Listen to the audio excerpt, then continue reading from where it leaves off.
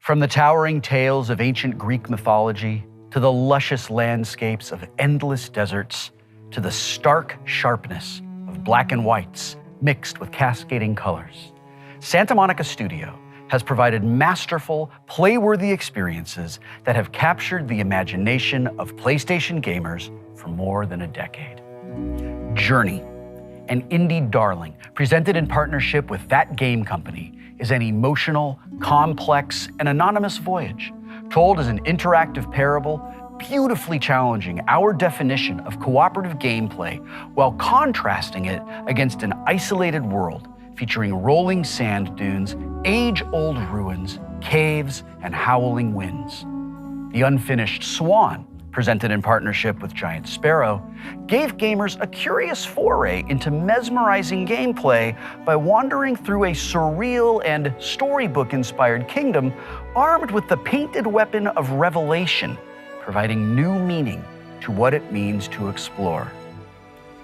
And of course, God of War, a heart-racing, action-packed franchise with the most imposing and driven PlayStation protagonist to date, powered by an engine of progressive gameplay mechanics that with each iteration of the franchise proved to be game-changing. These are just a few examples of Sony Santa Monica's drive to innovate new worlds with new behaviors and to foster an environment where indie developers who share that same passion can see their worlds come true. On this episode of Conversations with Creators, I will sit down and discuss Santa Monica Studio's unique approach to game creation and delivery with studio head Shannon Studstill, creative director Cory Barlog, creative director Nathan Gary, and lead combat designer Jason McDonald.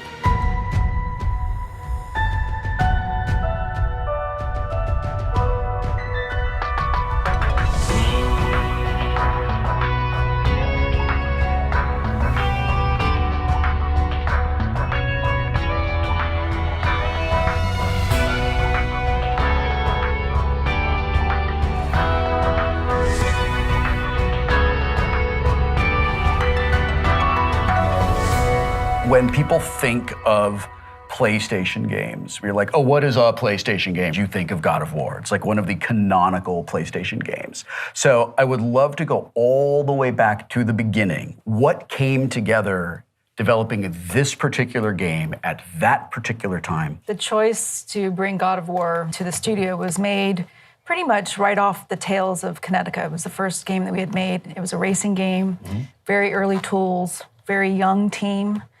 And Dave and I had talked a little bit about what the next step for the studio, Dave Jaffe, would be. And, he had this grand vision of what at that point was what we called Dark Odyssey. Looking back, we didn't really have, it was basically his vision and pretty much that was it. We didn't have an engine that could really translate action-adventure game or a team that had done a title like that before. So it was one challenge after the next to try to build the foundation of what we know today as one of the pillar franchises.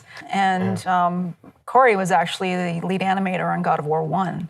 And I think that's when everything started to click. And when I got there, Dave actually described Kratos as Martin Riggs and Maximus from Gladiator. And that was it. And he was like, go. Yeah. I'm like, oh, that really helps. I could totally figure this out. But I think there was a time in the development of that when there was Japanese developers saying Western developers will never make a good action-adventure game. They kind of just flat out had said, the good action-adventure games are Japanese games. The Western developers just don't have the right sensibility for it. And that was like our challenge. We were like, all right, cool. Yeah. We'll do that. We'll take it on. And I think that fueled us through a lot of that to kind of go, look, we're going to pick the best parts of every game we played, the Castlevanias, the Rygars, and Zelda, and mash it all together and just make the game that we want to play. That was a big part. Kratos is such an iconic character and is one of those characters that you don't even have to play the game to know who he is. Do you remember the first time you saw someone cosplay as him? It's Cory, actually. Did you cosplay as Kratos at a trade show? Not get into that embarrassing moment. No, I think it was on the release of the first one we had somebody dress up as Kratos. And then we had that weird viral campaign, the Yo Soy Kratos. Yeah. That was awesome. Yeah. Was there anything that really surprised you? Was there a thing that you just... liked it. Really? Did you really have... I mean, listen, we all sit down to create things, and I think that part of what drives us to be creative is that constant, like, I call it Carrie's mom, you know, going, they're all going to laugh at you, they're all going to laugh at you. You're always trying to do better. I think that, to me, is the cycle that I'm driving at. But I honestly, at the end, thought, oh, this is really cool, but it did surprise me. There's things that happen in God of War 1 that I think we kind of take for granted, but when it originally came out, things like completely shifting the perspective to get a different kind of gameplay experience, making puzzles kind of like just difficult enough to be satisfying, but not so difficult that it goes like nothing drives me crazier than a video game asserting itself as a video game, right? When you get to like, and now it is a boss level, and I'm totally out of the narrative. I think part of it is, like I know since God of War 1, there was always 3 pillars to the game that everybody would always talk about, where we had combat, we had navigation, and we had the puzzle solving. And I think every game always tried to have a healthy mix of all of those 3, so you don't,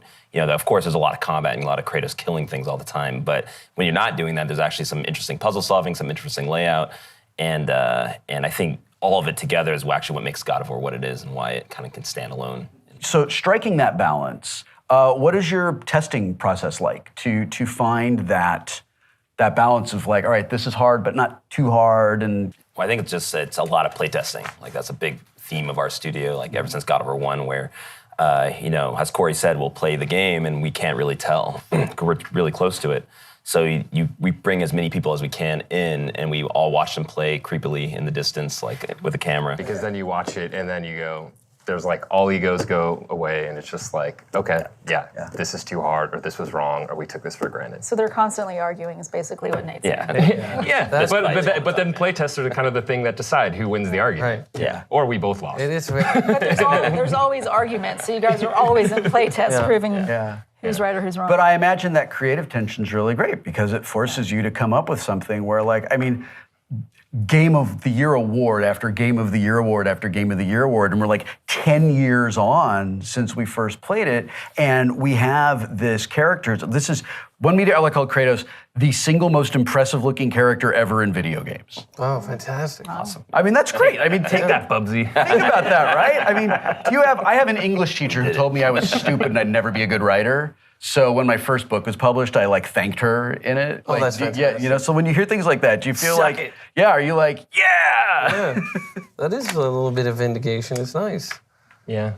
I mean, it still doesn't make up for the fact that the Hades levels were probably not tested enough, but that's a good example of, like, you know, playtesting is so integral to get other people's opinions and actually be able to sift through the opinion and the confusion, you know, so that it's like, oh, okay, well, that's a subjective thing and it's not really in line with what we want to achieve, or actually that one is really good and that's going to make the game better. You're heading into like the 4th generation of hardware since you started this. Would you talk a little bit about the different iterations of the game and the like how you used the hardware, maybe where you were limited and how it informed your game design choices?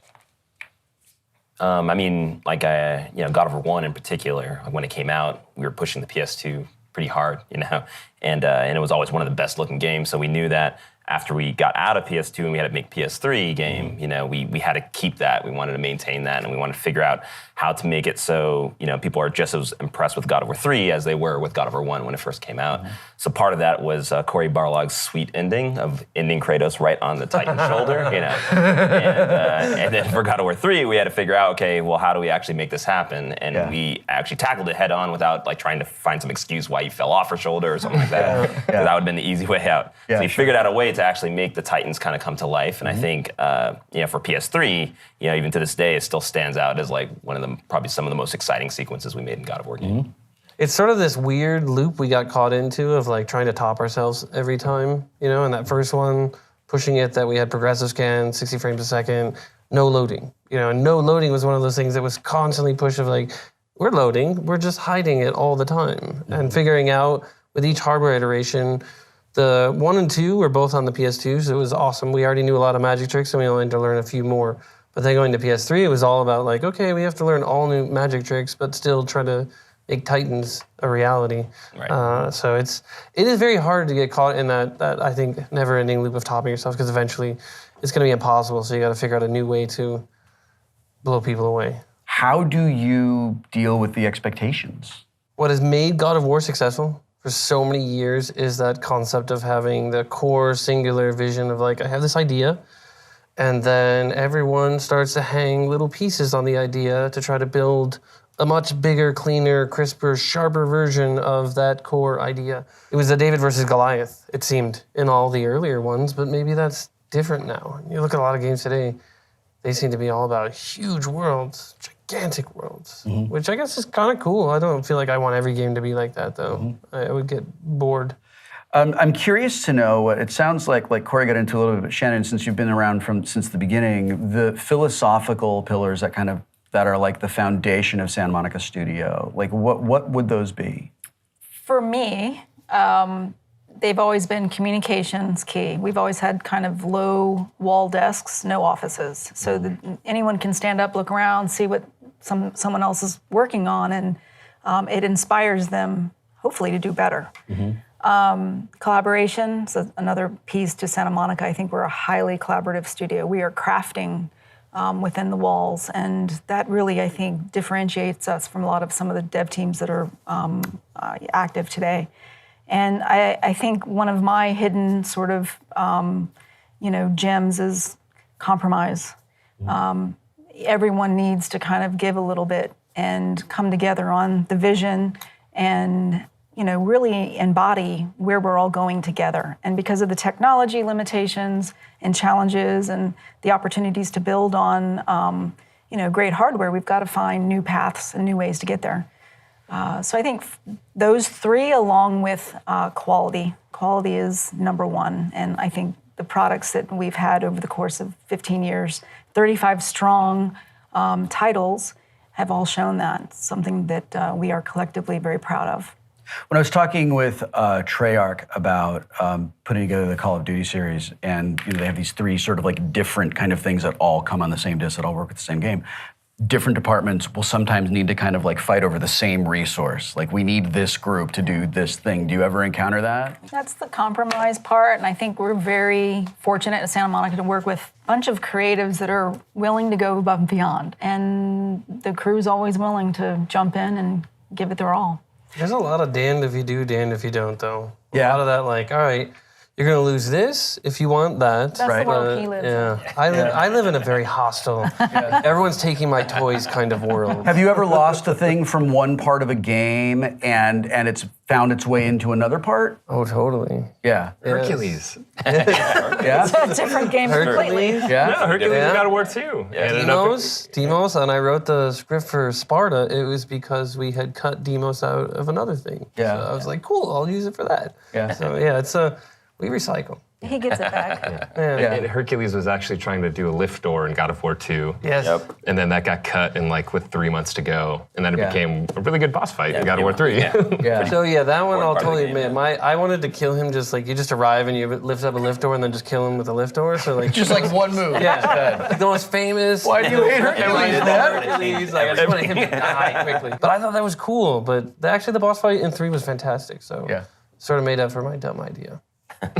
It probably seems ridiculous to talk about what is ancient history for you guys, but because it's so recent for me, like playing God of War 1 for the first time, fighting against that Hydra at the very, very, very beginning was really satisfying for me. And I'm not a person who likes boss fights.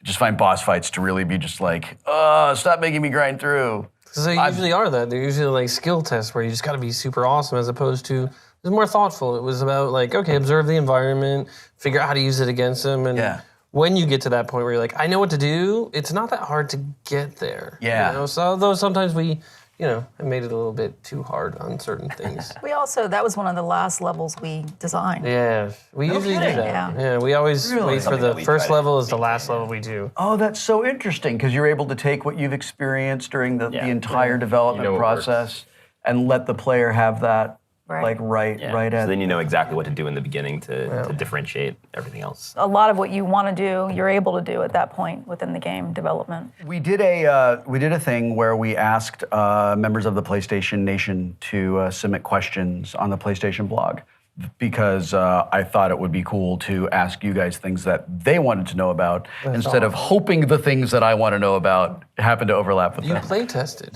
This is the question. Player experience is the lifeblood of projects developed both externally and in-house at Santa Monica Studios. What is it that you think makes your games so creative and fun to play? And what is your favorite part of the creation process? It is the idea of constantly soliciting feedback, constantly engaging outside voices to give us the straight dope. Like, if they hate it, that's great, because we want to know why they hate it, how we can make it better.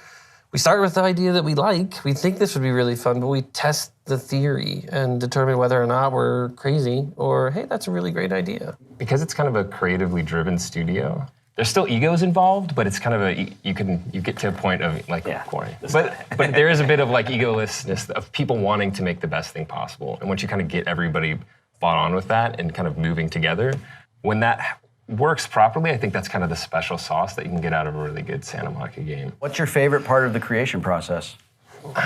6 months in, where it's like you've got all these big grand ideas, and then you start kind of seeing how they're going to all kind of funnel and work together and start to overlap.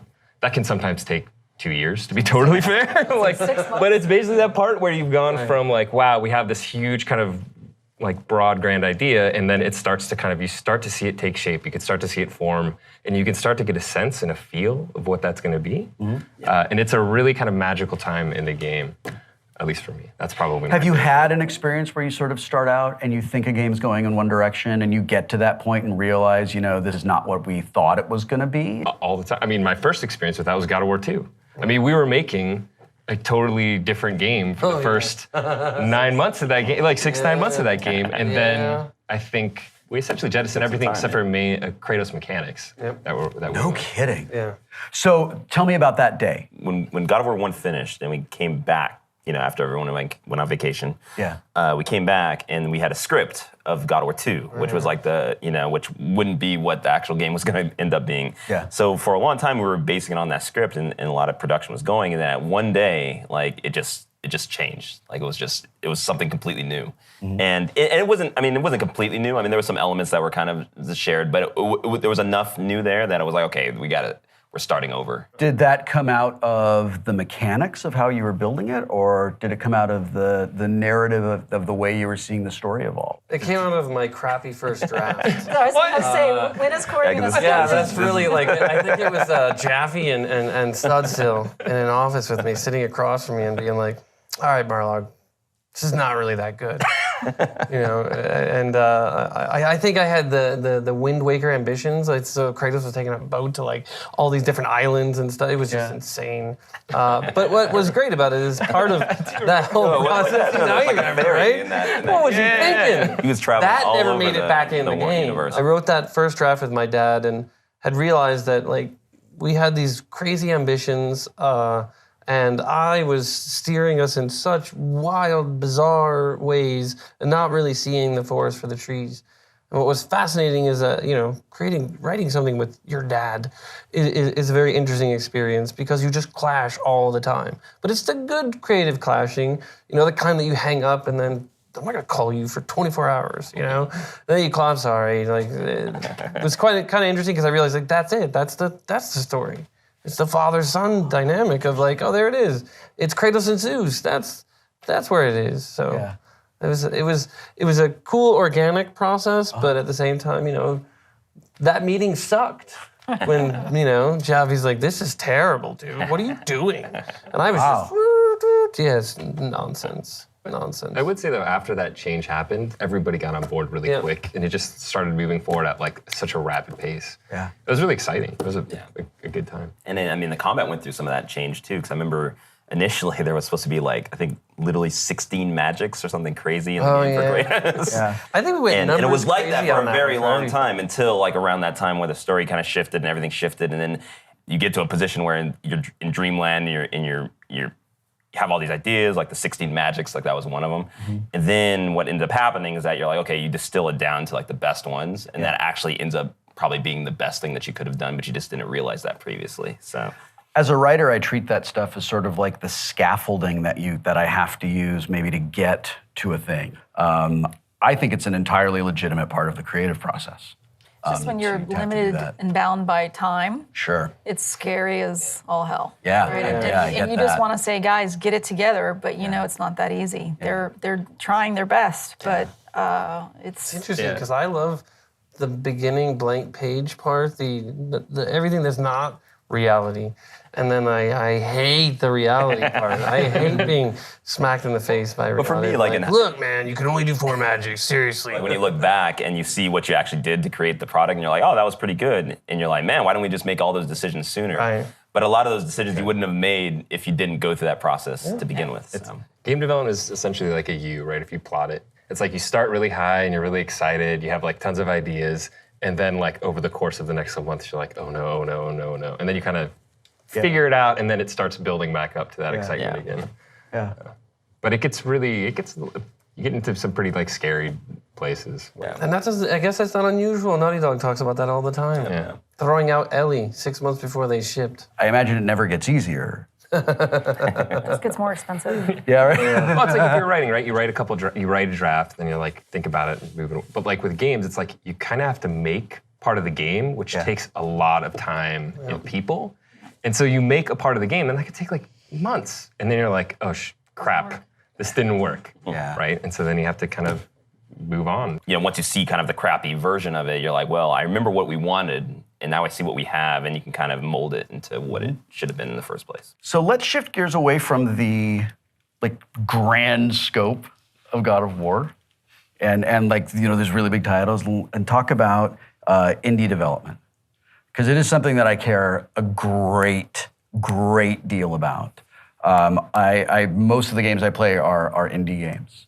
So it seems like indie development is just like, it is fundamentally part of the DNA at Santa Monica Studios. And how, like, so why? And does it at all touch the other aspects of some of the bigger titles that you all work on? Wow, okay. So for me, and this is kind of to that where it permeates the kind of culture, is that we do play tests, and we'll do play tests of external games with internal, like, you know, God of War team. And I play tested a game called Flower that was like 9 months into development. And it kind of blew my mind because I was like, you can make games like this, right? And it was kind of super inspiring to me, and kind of made me want to make that leap to external and start to kind of explore those spaces. I mean, I think kind of part of the DNA of the studio is that kind of creative driven and always searching for these kind of new experiences. And a lot of that, I think, you know, also came from Alan Becker. And so he really kind of spearheaded a lot of that early stuff with like Flow and Everyday Shooter and the original Fat Princess. Nate very much carries that legacy. Yeah. Very much so for that department and that team and all the relationships that we have with developers that are worldwide. It is really remarkable to me that you're a studio that can give us God of War and then can also give us like Journey. That, I mean, they could not be more different. We have opportunities to bring veteran level talent out of internal development into the incubation teams that we have. So there's a really interesting crossover there where people that are down in the trenches of AAA are able to spend some time on indie development and helping some of these younger creators really translate their vision. It's like a two-way street too, because I think like everybody gets really inspired when they see like what Edith Finch is turning into. It just, yeah, I mean, it inspires people when you see those kind of things, that those things are also being made under the one kind of roof. I talked to Ian Dallas, the director on Giant Sparrow.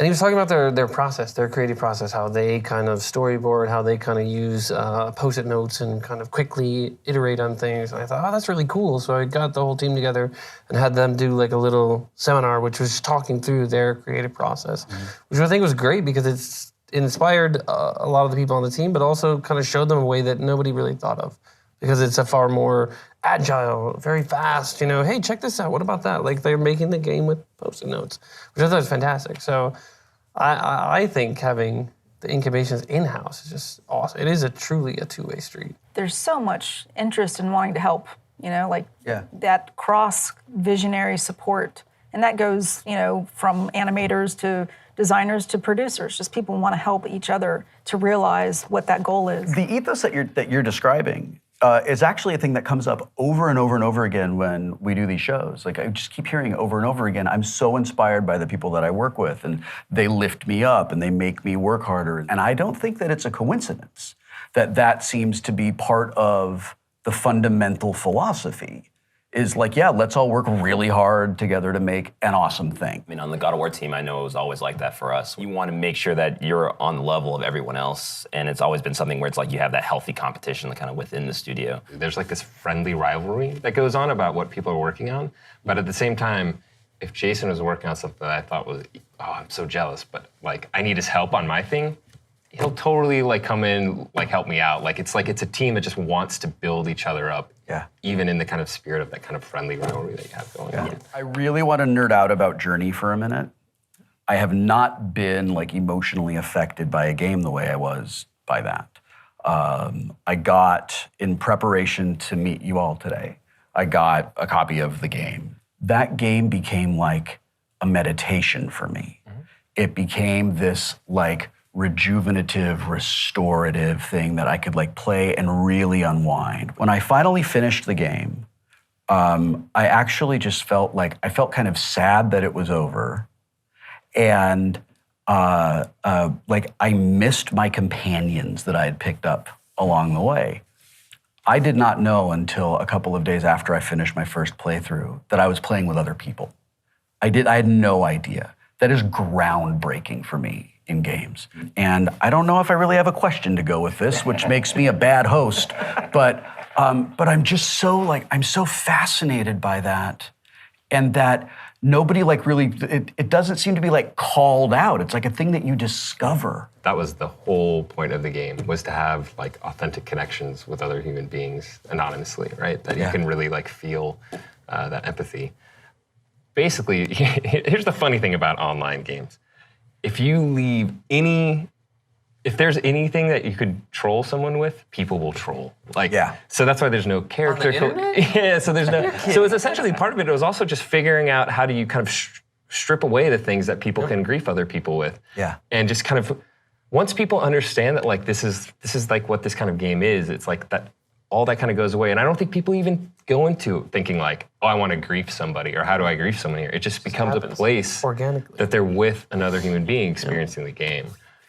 I was on a level in Journey, and there was like one of those little glowing symbol things, and I really wanted to get it, and I realized that I couldn't get it unless the other helper person jumped up and we kind of boosted each other so I could get to the thing. And I'm looking at it and jumping and not getting there, and then I realize that the other little helper person, who I still don't know as a person, has been jumping and like chirping at me and jumping and chirping at me like, come over, this is where we go, this is what we do. Yeah. And when I finally figured that out, I was like, oh my gosh, thank you so much. I still don't know it's a person. Yeah. And I find out like 48 hours later, I've made this deeply human connection with another person, and I don't know who they were or where they were or what they were about. It's an interesting cycle, I think, that some people go through with Journey, is that they go from, like, a lot of times what happens, especially when you play now, is you go through and there's people that kind of take on guide roles in that game where they'll lead you around and help you and show you things.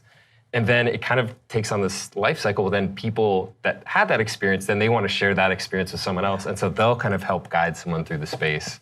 And it's really cool, just the way like people will literally like, they will guide, like they wait and they want to take people through the experience. It has like a mystical sense to it that I really, really like. And this is a thing that kind of runs through other games that you guys have sort of touched on as well, including Unfinished Swan.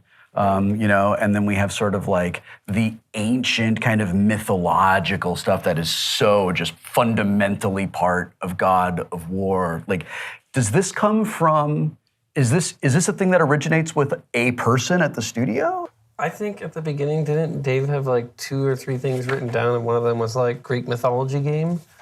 And it was like, well, let's do that one. You know, it was fortuitous because I think that's a brilliant decision. There's so much life and depth to not just Greek mythology, but all kinds of mythology. It's so much of a telling kind of manuscript of a culture. I don't know, I think there's probably something to be said for having spaces that feel lived in a little. Like for me at least, like, you know, it's like you look at Journey, like that's a place that tells a story. And I think it's also just the fantasy element to it all. Like, you know, 'cause God of War at its core is a fantasy, even though it's like there's brutality and it's, you know, it's pretty harsh here and there, but it really is a fantasy, and it kind of calls to you know, everybody's love for things like the pyramids or just the old relics that are still kind of around the world. I think it's just something, like Cory said, there's so many stories, there's so much there that it kind of doesn't get old, like the mythology aspect of it. I think a lot of other teams, you've got X amount of dollars and X amount of time, and you're on a crash course of mechanical, get through it, you're a machine.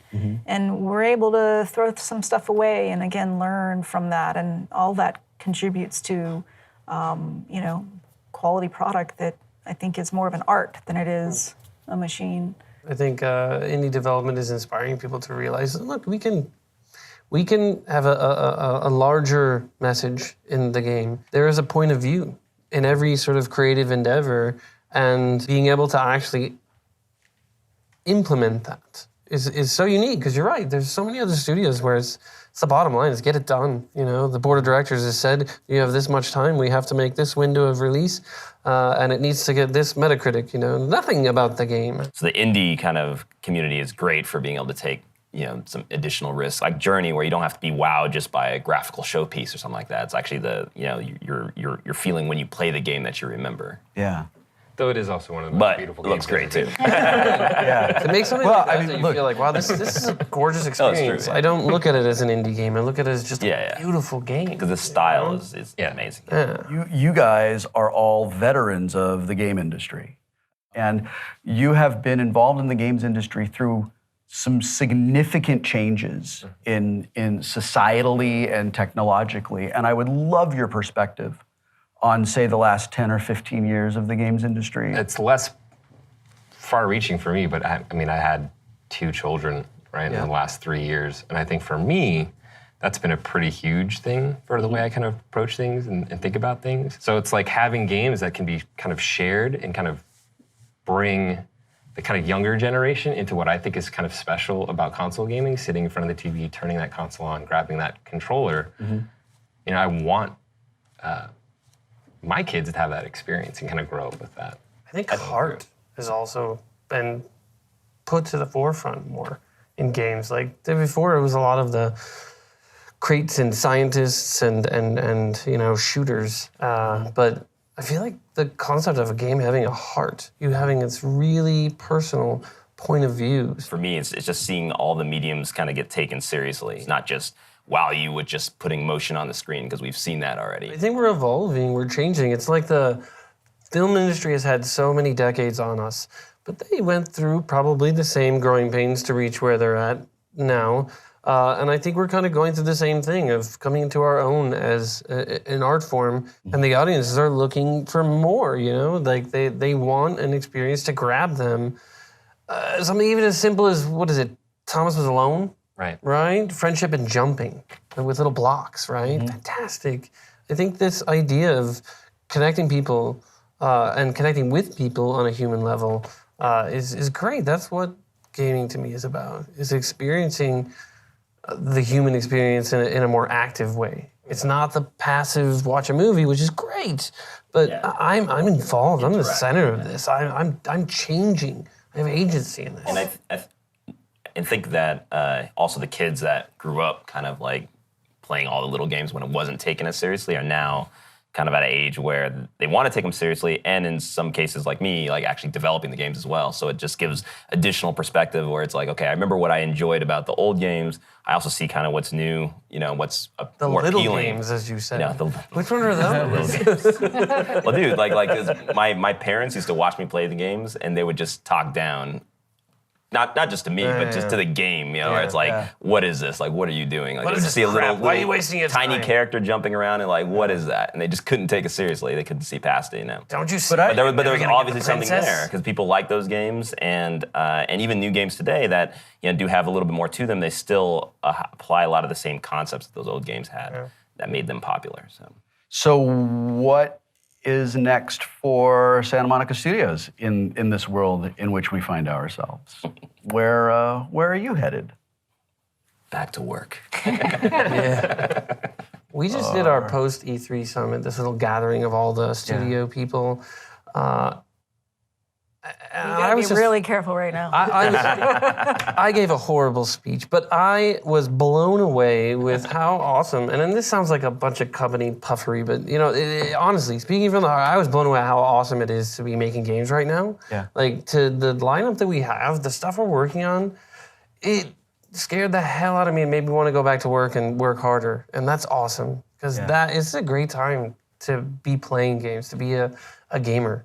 To actually be consuming this content. So, I think what we have is exciting. I don't know how specific we can get. Journey on PS4 is stunning in 1080p, 60 frames. Everybody's Gone to the Rapture from the Chinese Room is in early August, which is, I think, going to be a great game.